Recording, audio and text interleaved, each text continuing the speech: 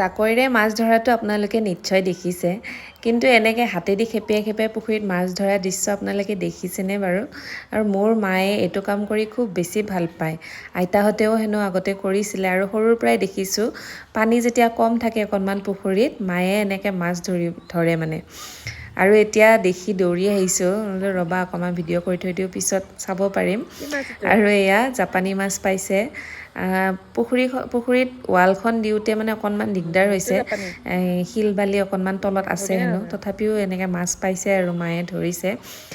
এটাও পাৰ বাদ দিয়া নাই, মানে গোটেই পুখুৰীটো ঘূৰি ঘূৰি মাছ ধৰিছে। জালেদিও ধৰিব পাৰি, কিন্তু জালত ধৰাতকৈ এনেকৈ হেনো হেপিয়াই ধৰাৰ মজাই সুকীয়া।